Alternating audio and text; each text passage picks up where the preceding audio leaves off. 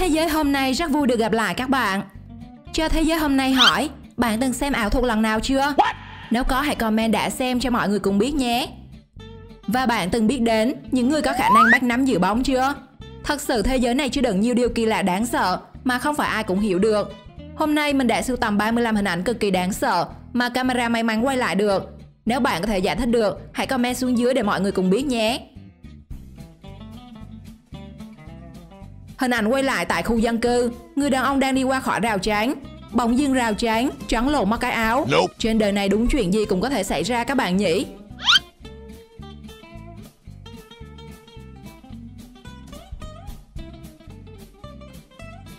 Bạn chắc chắn sẽ tin ma thuật có thật trên đời. Bởi chàng trai này có khả năng bắt giữ bóng của người khác một cách khó tin. Và bạn thấy đấy, dù tay của hai người kia đã rút ra, nhưng bóng vẫn còn, cho đến khi anh chàng này buông tay.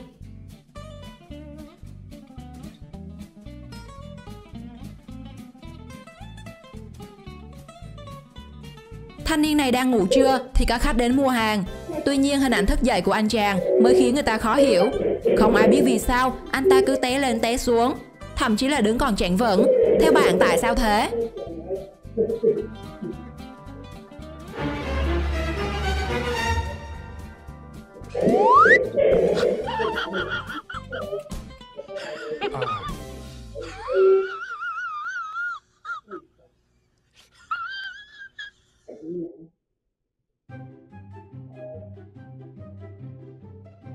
Cậu bé trong đoạn video đã khóc khi gặp được thần tượng của mình.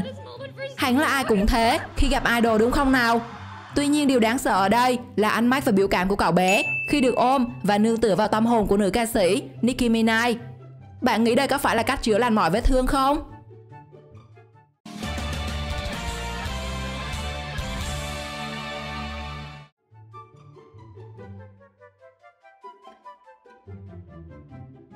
Hình ảnh ghi lại hành động đáng sợ của chú chó.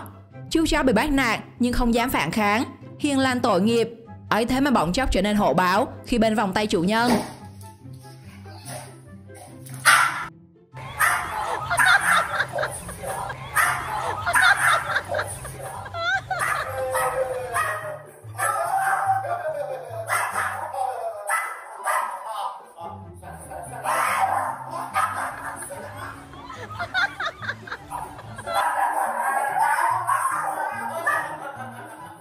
Và khi bỏ ra khỏi vòng tay chủ nhân thì lại ngoan ngoãn trở lại các bạn nhỉ? Thật khó hiểu phải không?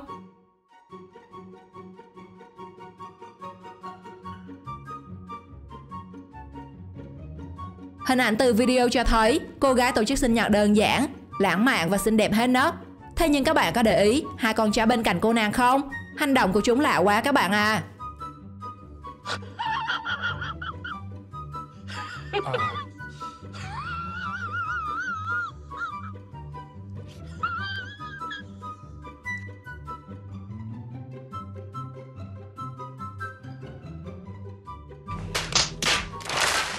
Đang ngủ ngon lành thì cái quạt trần tự dưng rơi xuống một cách bất ngờ, khiến hai anh chàng Ả Rập suýt đứng tim.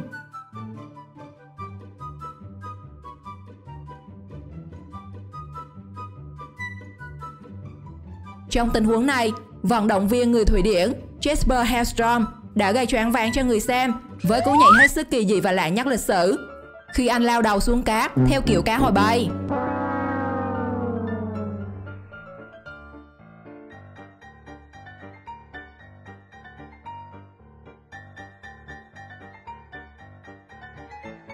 Người đàn ông vui đùa với chú voi con, nhưng hành động của chú thật đáng sợ. Khi liên tục đè lên anh chàng, chú voi cứ tưởng rằng mình nhỏ nên nhẹ lắm hay sao đó.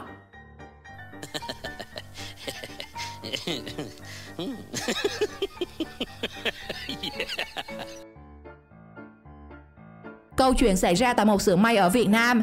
Chàng trai ngày đầu đi làm nhưng bị bạn nữ chèn ép rất khó thở các bạn à. Nhưng chàng trai thì đúng là phận làm trai đúng khổ luôn. Nhiều người xem xong video thì liên tục comment nổ địa chỉ công ty để xin vào làm.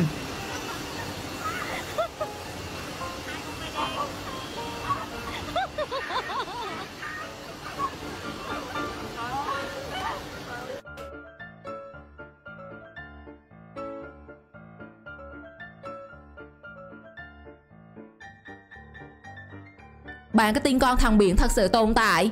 Còn nếu không tin, bạn có thể giải thích vì sao thanh niên trong đoạn video này lại có thể hô mưa gọi sóng như thế.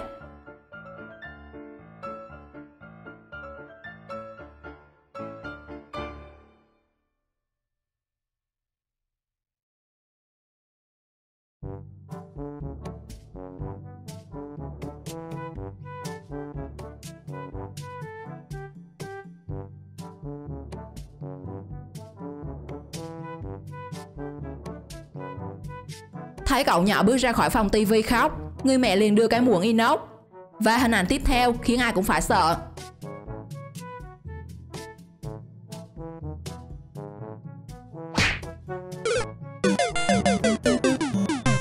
Chàng trai tập nhào lộn trên tấm lưới.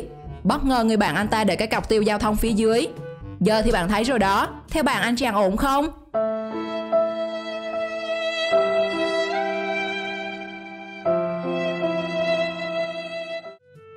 Camera đã vô tình quay lại được cảnh tượng khá là hãi hùng, kiểu như trong các bộ phim kinh dị ấy.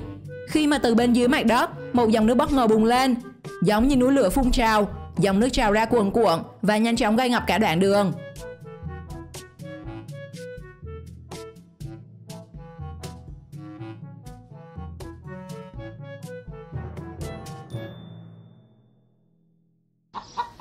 Bạn nghĩ con gì đang đẻ trứng?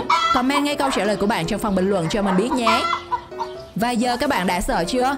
Không chỉ có con gà biết đẻ trứng đâu nhé.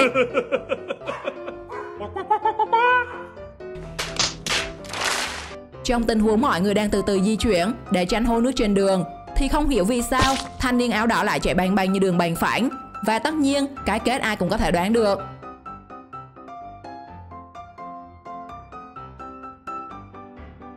Hình ảnh cho thấy mọi người trong văn phòng đang làm việc một cách nghiêm túc, thì bất ngờ một người đàn ông từ trên trời rơi xuống. Liệu rằng có phải người này xuyên không đến hay không các bạn?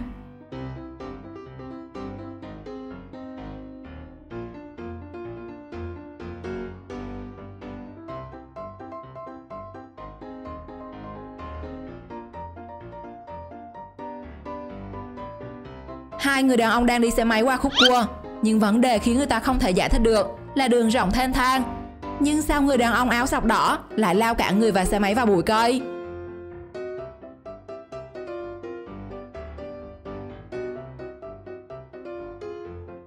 Thấy siêu nhân phá đồ chơi, hai cậu bé có lẽ cho rằng đây là một siêu nhân xấu xa, nên cùng nhau hợp sức để tiêu diệt, và cuối cùng siêu nhân cũng bị tiêu diệt thiệt.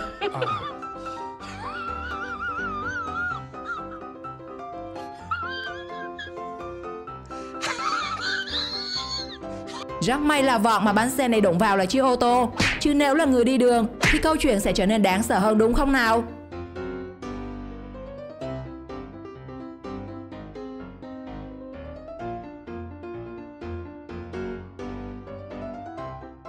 Mãi lo trộm đồ cúng cô hồn mang đi, hai thanh niên bỏ quên luôn xe đạp tại nhà gia chủ. Trong tình huống này thì ai lời ai lỗ theo các bạn?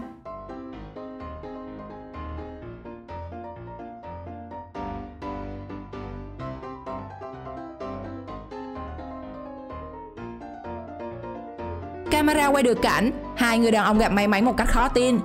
Khi họ vừa đi vào bên trong thì một vụ tai nạn kinh hoàng xảy ra. Thử tưởng tượng nếu như họ vẫn còn ở đó thì hẳn có thể đã đành xuất ngay và liền khỏi trái đất.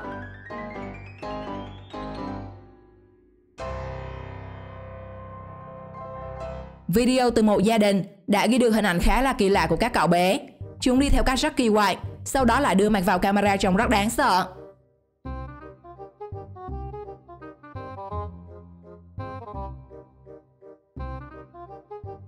Hình ảnh từ camera cho thấy thanh niên áo trắng đi ăn trộm, nhưng vừa mới hành động thì bất ngờ gặp ngay chủ nhân đã mai phục sẵn bên trong.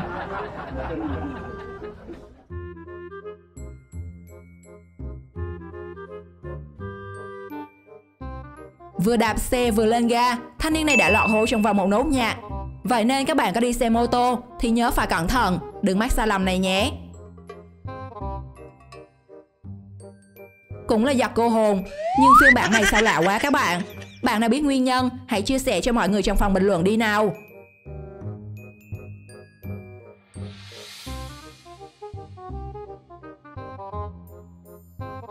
Anh nhân viên đang làm việc thì bất ngờ bị rơi xuống. Nhưng điều đáng sợ là anh ta rớt ngồi ngay lên đầu ông chủ, theo kiểu ông làm chủ tôi hơi bị lâu rồi đó.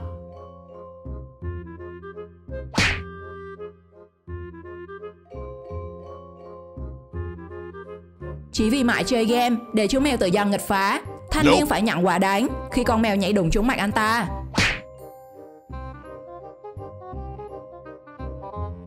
Xem đoạn clip này, các bạn có hiểu vì sao ba chàng trai lại tụ hội nhảy múa một cách kỳ lạ như thế không?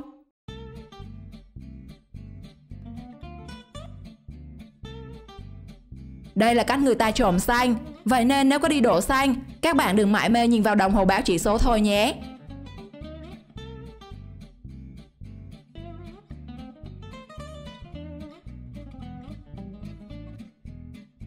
Tự dưng ông chồng chơi trò tình cảm với vợ khiến cả hai té ngã, nhưng tội nhất là con chó ngồi trong trước cửa được một pha hú hồn.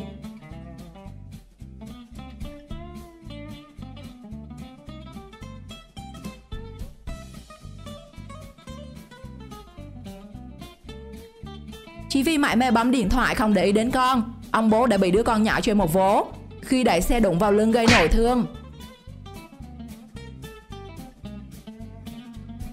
Đừng quên comment trong phần bình luận cho mình biết tình huống đáng sợ nào làm bạn khó hiểu nhất. Còn bây giờ xin chào và hẹn gặp lại các bạn trong những video tiếp theo.